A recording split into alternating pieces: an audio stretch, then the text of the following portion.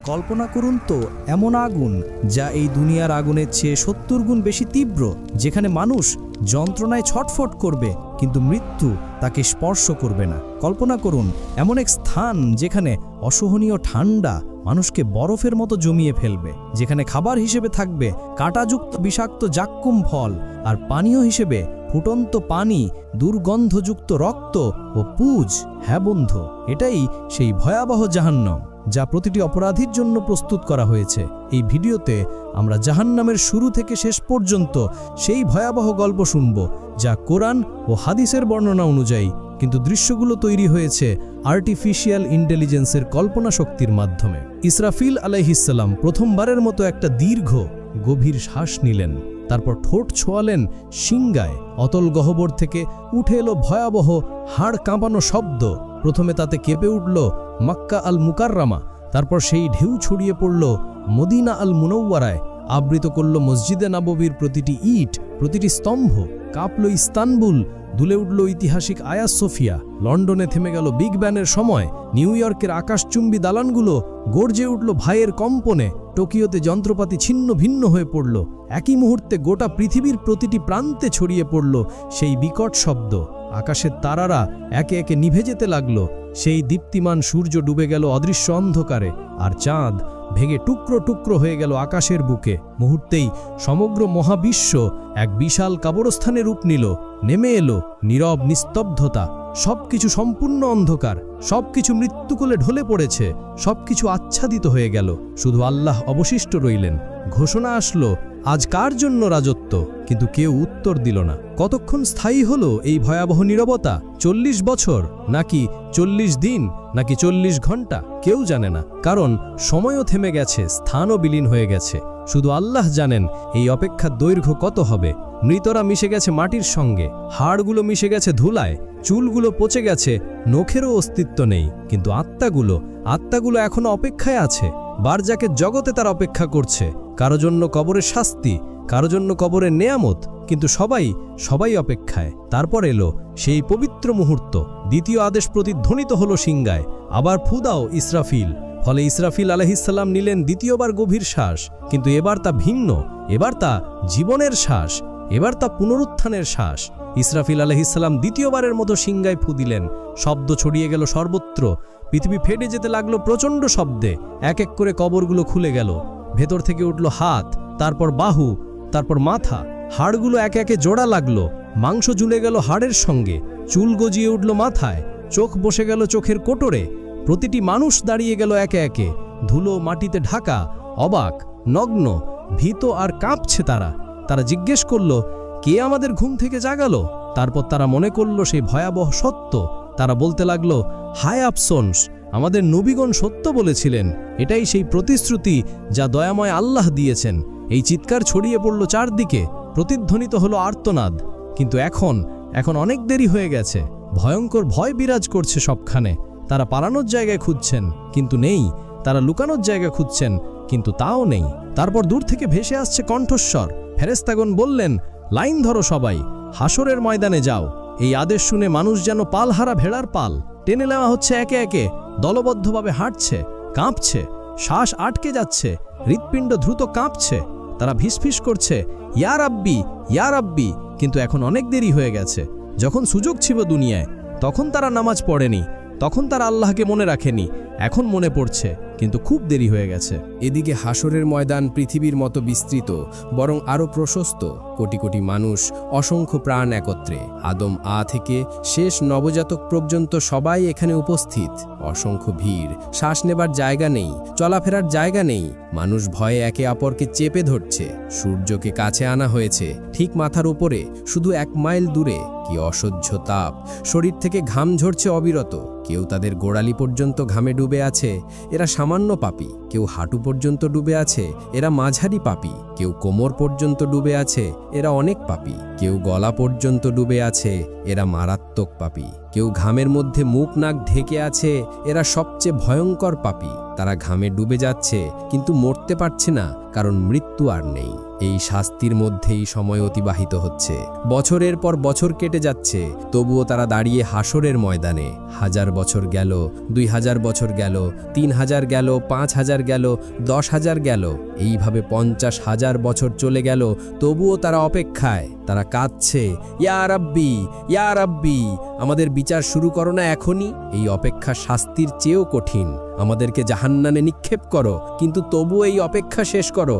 আমরা আর পারছি না। কিন্তু আল্লাহ, যিনি ন্যায় বিচারক, তাদেরকে অপেক্ষায় রাখলেন, কারণ দুনিয়ায় তারা তার আদেশকে অপেক্ষায় রেখেছিল। তারা সালাত বিলম্ব করেছিল, তারা তওবা পিছিয়ে দিয়েছিল, আর আজ তারাই অপেক্ষায়। এমন সময় জাহান্নামের আগমন। হঠাৎ দূর থেকে একটা ভয়ঙ্কর শব্দ ভেসে এলো, যেন 1000 আগ্নেয়গিরি বিস্ফোরিত হচ্ছে, যেন লক্ষ ভূমিকম্প একসঙ্গে ঘটছে। শব্দ ক্রমশ তাদের কাছে আসছে। মানুষ কানে আঙুল দিচ্ছে, কিন্তু কোনো লাভ নেই। শব্দ তাদের হাড় কাঁপিয়ে দিচ্ছে, অস্থিমজ্জায় ঢোকে যাচ্ছে। তারপর দূর থেকে দেখা দিল জাহান্নাম, ভয়ঙ্কর জাহান্নাম। ৭১,০০০ শৃঙ্খল দিয়ে বাঁধা, প্রত্যেক শৃঙ্খলে ৭১,০০০ ফেরেশতা টেনে আনছে। জাহান্নাম যেন জীবন্ত দানব, রাগান্বিত, ক্ষুধার্ত আর বুনো। মানুষকে দেখে সে আরো দ্রুত ছুটতে চায়। শৃঙ্খল টেনে ধরে আছে ফেরেশতারা, অত্যন্ত কষ্টে। জাহান্নাম গর্জে উঠছে, সে মানুষকে খেতে চায়। যখন হাসরের মাঠের দিকে আসে, তার ক্রোধ আর ধরে রাখা যায় না। হঠাৎ ভিতর থেকে বের হলো এক বিশাল অগ্নিপিণ্ড, একটি মোটা পাহাড়ের মতো আকারের জ্বলন্ত দাও দাও করা আগুন বিদ্যুতের গতিতে হাসরের মাঠের দিকে ছুটে এলো। কয়েক সেকেন্ডের মধ্যে মানুষের কাছে পৌঁছে গেল। সেই আগুন দেখে মানুষ পাগল হয়ে গেল। তারা দৌড়াতে লাগলো, কিন্তু কোথায়? সেই জায়গা তো নেই। যেদিকে দৌড়াচ্ছে আগুন ওখানেই, যেদিকে তাকাচ্ছে আগুন সেখানেই। তারা লুকিয়ে যাবার জায়গা খুঁজছেন, নিজেদের মাটিতে ছুঁড়ে ফেলছেন, কিন্তু আগুন থেমে নেই, এগিয়ে আসছেই অবিরত। মাত্র কয়েক সেকেন্ড বাকি। এর মধ্যে এটি পুড়িয়ে ফেলবে সমগ্র হাসরের ময়দান। কোটি কোটি মানুষ ছায় হয়ে যাবে। কিন্তু সেই শেষ মুহূর্তে আসমান থেকে নূরের ঝলক নিয়ে আসবেন জিব্রাইল। তার হাতে একটি ছোট পাত্র, ভেতরে স্বচ্ছ এক তরল পানি। তিনি সেই তরল ঢেলে দিলেন সেই বিশাল অগ্নিখণ্ডের ওপর। সঙ্গে সঙ্গে উঠল ঘন বাষ্প। আগুন তাৎক্ষণিক নিভে গেল, ফলে বরফ শীতল এক পাথরে পরিণত হলো। কোটি কোটি মানুষ একই মুহূর্তে গভীর শ্বাস নিল, যেন তারা বেঁচে গেল। কিন্তু এটি শেষ রক্ষা ছিল না। মানুষ হতবাক হয়ে জিজ্ঞেস করল, ওটা কি তরল পানি ছিল? কিভাবে এত ভীতিকর আগুন নিভে গেল? তখন জিব্রাইল বললেন, ওটা ছিল তোমাদের চোখের জল। দুনিয়ায় যে চোখের জল তোমরা ফেলেছিলে, রাতের বেলায় সালাতে কাঁদতে কাঁদতে, আল্লাহর ভয়ে, তার ভালোবাসায়, নিজের গুনাহের অনুশোচনায়, কোরআন পড়তে গিয়ে, আজান শুনতে গিয়ে, মা বাবার জন্য দোয়া করতে গিয়ে, এটা সেই পবিত্র অশ্রু। এগুলোই এই আগুন নিভিয়েছে, তোমাদেরকে রক্ষা করেছে, কিন্তু তা কেবল অল্প সময়ের জন্য। তখন মুমিনরা আনন্দে কেঁদে বলল, আলহামদুলিল্লাহ, আলহামদুলিল্লাহ। আর কাফেররা ভয় কাঁপল আরো বেশি, কারণ তাদের কোনো অশ্রু নেই, ফলে তাদের রক্ষাকারীও নেই। অতপর হিসেবের সময় এসে গেল। নাম ধরে ডাকা হচ্ছে একে একে। যার নাম ডাকা হয় সে কাঁপতে কাঁপতে আল্লাহর সামনে আসে।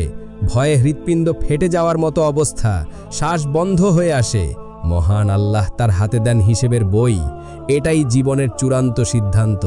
যে সৎকর্ম করেছে তার বই ডান হাতে দেওয়া হয়। সে আনন্দে বলে ওঠে, নাও পড়ো আমার হিসেব, আমি নিশ্চিত ছিলাম আমাকে হিসেব দিতে হবে। আর যে মন্দ কর্ম করেছে তার বই দেওয়া হয় বাম হাতে, পেছন দিক থেকে। সে উন্মাদ হয়ে চিৎকার করে ওঠে, হায় আফসোস, যদি আমাকে বইটা না দেওয়া হতো, যদি আমি আমার হিসেব না জানতাম। তখন মানুষ ভয়ে ভয়ে হতাশায় মিথ্যা বলল, ইয়া রব, আমি কিছুই করি নাই। ইয়া রব, আমি জানতাম না। ইয়া রব, আমি নির্দোষ। ইয়া রব, এটা আমার ছিল না, আমি খেয়াল করিনি। তখন আল্লাহ বললেন, মিথ্যা বলো না, তোমরা সত্য লুকাতে পারবে না। সব কিছু লেখা আছে, সব কিছু সংরক্ষিত আছে। তখন হঠাৎ মানুষের মুখ সিল করে দেওয়া হলো, কিন্তু মানুষের হাত কথা বলতে শুরু করলো। মুখ নেই, কিন্তু শব্দ আসে, ইয়া রব, এই হাতে সে টাকা চুরি করেছে। ইয়া রব, এই হাতে সে হারামে হাত দিয়েছে। ইয়া রব, এই হাতে সে জুলুম করেছে। পা সাক্ষ্য দিল, ইয়া রব, এই পা দিয়ে সে দৌড়ে গিয়েছে গুনাহের পথে। ইয়া রব, এই পা দিয়ে সে গিয়েছে জুলুমে। ইয়া রব, এই পা দিয়ে সে যায়নি মসজিদে। চোখ জানালো, ইয়া রব, এই চোখ দিয়ে সে হারামের দিকে তাকিয়েছে। ইয়া রব, এই চোখ দিয়ে সে নোংরা ছবি দেখেছে। কান বলে উঠল, ইয়া রব, এই কান দিয়ে সে হারাম শুনেছে। ইয়া রব, এই কান দিয়ে সে গীবত শুনেছে। জিভা বলে উঠল, ইয়া রব, এই জিভা দিয়ে সে মিথ্যা বলেছে। ইয়া রব, এই জিভা দিয়ে সে গীবত করেছে। ইয়া রব, এই জিভা দিয়ে সে গালাগাল করেছে। মানুষ হতবাক হয়ে গেল। নিজের অঙ্গ প্রত্যঙ্গই তাকে ধোঁকা দিচ্ছে। তারা আক্ষেপে নিজেদের চামড়াকে বলল, তোমরা কেন আমাদের বিরুদ্ধে সাক্ষ্য দিলে? তারা উত্তর দিল, আল্লাহ যিনি সব কিছুকে কথা বলান, তিনি আমাদেরও কথা বলা। এভাবে সত্য প্রকাশ হয়ে গেল পুরোপুরি। কিছুই আর গোপন থাকলো না। সে আর মিথ্যা বলতে পারল না, সে আর অস্বীকার করতে পারল না, কারণ তার নিজের দেহ সাক্ষ্য দিয়েছে। অতঃপর প্রত্যেক কাজের ন্যায় বিচার হবে। অতি সামান্য ভালো কাজেরও প্রতিদান পাবে, অতি সামান্য মন্দ কাজেরও শাস্তি পাবে। কিছু বান্দাকে আল্লাহ ক্ষমা করলেন তার রহমতে, তার করুণায়, কিন্তু অধিকাংশ যাবে জাহান্নামে। আদম সন্তানের প্রতি 1000 জনে 999 জন যাবে জাহান্নামে। এভাবে হিসাব শেষ হলো। এবার আসলো বিচ্ছেদের সময়। মানুষকে লোহার শৃঙ্খল গলায়, হাতে, পায়ে দিয়ে ভেড়ার পারের মতো টেনে নেওয়া হচ্ছে জাহান্নামের দিকে। তারা কাঁদছে, মিনতি করে, ইয়া রব, আমাদের আরেকবার সুযোগ দাও, আমাদেরকে দুনিয়ায় ফিরিয়ে দাও, আমরা নিজেদের ঠিক করব, আমরা ভালো হয়ে যাব। কিন্তু না, অনেক দেরি হয়ে গেছে, আর এমন সুযোগ নেই। ফেরেশতারা তাদেরকে টেনে নিয়ে যাচ্ছে নিষ্ঠুরভাবে। চলো, এটাই তোমাদের জায়গা। অতঃপর জাহান্নামের উপর বিস্তৃত হলো একটা সেতু, চুলের মতো সূক্ষ্ম, তরোয়ালের মতো ধারালো। হ্যাঁ, এটাই সিরাত। তাদেরকে তা অতিক্রম করতেই হবে। কিন্তু কিভাবে? এমন সূক্ষ্ম সেতু পার হওয়া কি সম্ভব? মুমিনরা তাদের নূর নিয়ে যাবে, তাদের জন্য এটি হবে সমতল রাস্তার মতো, তারা সহজেই দৌড়ে পার হয়ে যাবে। কিন্তু মুনাফিকরা আটকে যাবে মাঝপথে, তাদের নূর নিভে যাবে, ফলে তারা অন্ধকারে পড়ে থাকবে। আর কাফেরদের কোনো নূর নেই, তারা এক পাও ফেলতে পারে না, তারা হোঁচট খায়, পড়ে যায়, বেশিরভাগ সিরাত পার হতে পারবে না। তারা হোঁচট খেয়ে জাহান্নামে পড়ে যায়, যেন 70 বছর ধরে পড়ে যাচ্ছে জাহান্নামের গহ্বরে। প্রতিটি পতন এক একটি চিৎকার, লক্ষ চিৎকার, কোটি কোটি চিৎকার। জাহান্নাম হাঁ করে অপেক্ষা করছে ক্ষুধার্ত দানবের মতো। সে গিলে নিচ্ছে পতিতদের একের পর এক, একজন, দুজন, হাজারো, লাখো, কোটি, গিলে যাচ্ছে অবিরাম, কখনো ভরে না। আল্লাহ তখন জিজ্ঞেস করবেন, তুমি কি ভরে গেছো? জাহান্নাম বলল, আরও আছে কি, আমি এখনো ক্ষুধার্ত, আমি এখনো ভরি নাই। অতঃপর যখন পতিতরা জাহান্নামে প্রবেশ করে, তারা সম্মুখীন হয় এক ভয়ঙ্কর উত্তাপের। এই পৃথিবীর আগুনের তুলনায় 70 গুণ বেশি তাপ। তাদের চামড়া সঙ্গে সঙ্গে পুড়ে যায়, তারপর নতুন চামড়া আসে, আবার তা পুড়ে যায়। এভাবে চলছেই আছে। জাহান্নামের আগুন মানুষ ও পাথর দ্বারা জ্বালানি পেল, ফলে এটি অকল্পনীয় উত্তাপে জ্বলে উঠল। ফলে তাদের শুরু হলো তৃষ্ণা, ভয়ঙ্কর তৃষ্ণা। তারা পানি চাইবে, দেওয়া হবে, কিন্তু কেমন পানি? তাদের দেওয়া হবে ফুটন্ত পানি, যা তাদের অন্ত্র ছিঁড়ে ফেলবে। তাদের দেওয়া হবে পুজ পানি, পান করতে তারা গিলতে চাইবে, কিন্তু পারবে না। প্রতিটি দিক থেকে মৃত্যু তাদের কাছে আসবে, কিন্তু তারা মরবে না। তারা খাদ্য চাইবে, দেওয়া হবে, কিন্তু কেমন খাদ্য? তাদের খাদ্য হবে কেবল কাঁটাযুক্ত উদ্ভিদ।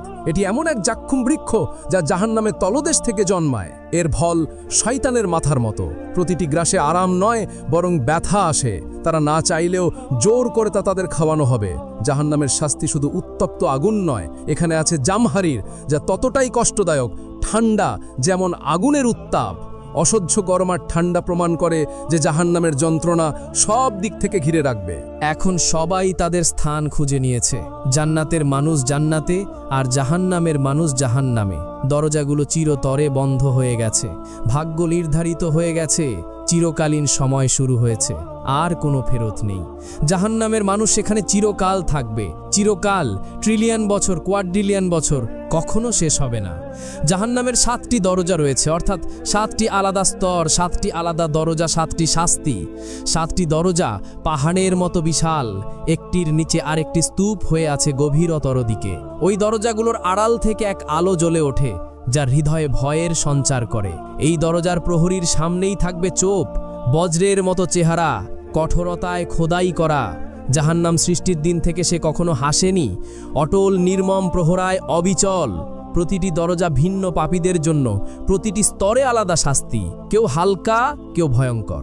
লোকেরা জাহান্নামের দারোয়ান মালিককে ডাকবে, হে মালিক, তোমার রবকে ডাকো, আমাদের জীবন শেষ করে দিক। কিন্তু মালিক উত্তর দেবে শুধু নীরবতায়। প্রথম দরজা আকাশ কাঁপানো গর্জনে খুলবে, এর উপর লেখা থাকবে জাহান্নাম। এই স্থান মুসলিমদের জন্য, যারা ঈমান এনেছিল কিন্তু গাফেল ছিল।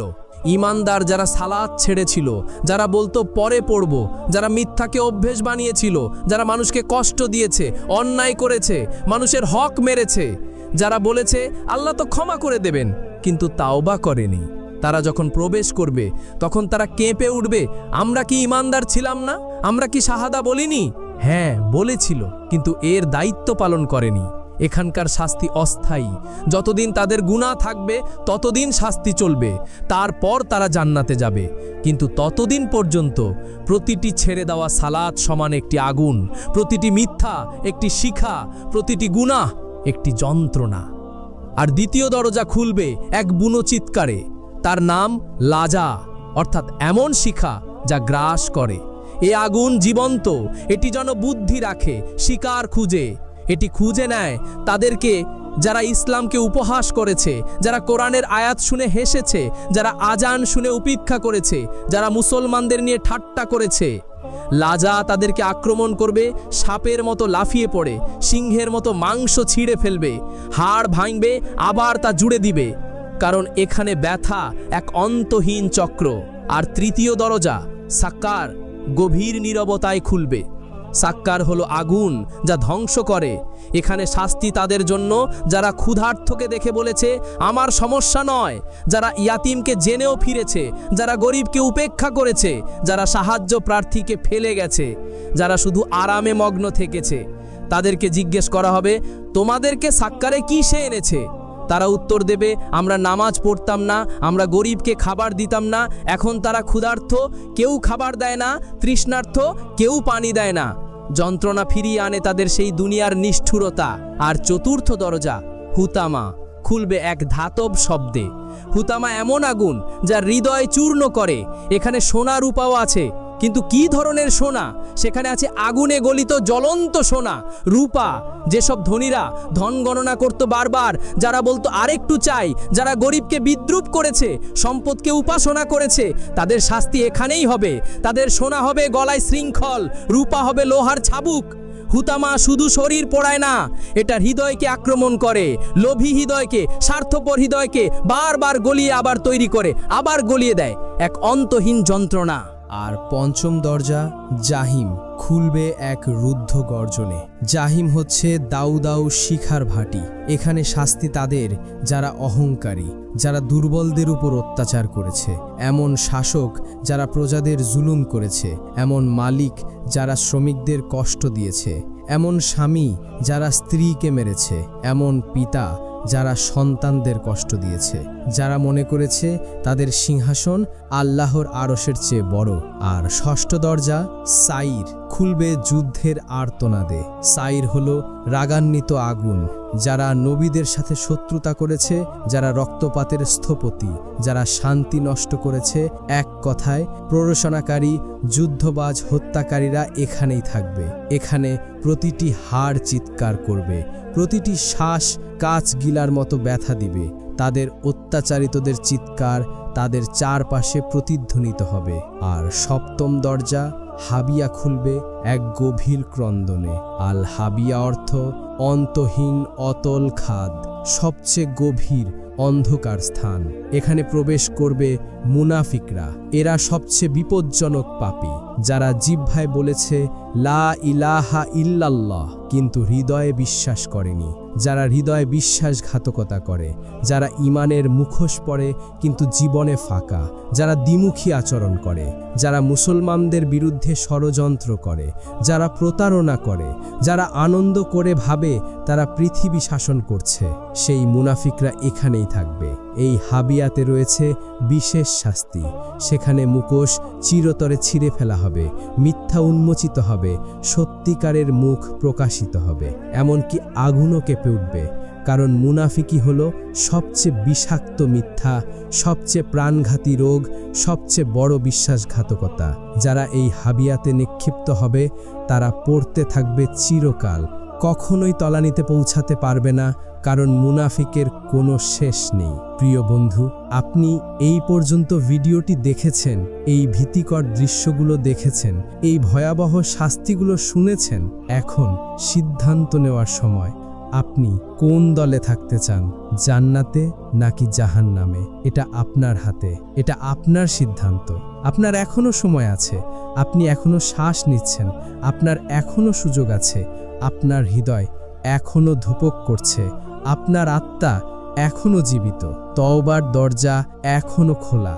কিন্তু কতদিন পর্যন্ত? আজ রাত পর্যন্ত, নাকি আগামীকাল পর্যন্ত, নাকি পরের সপ্তাহ পর্যন্ত?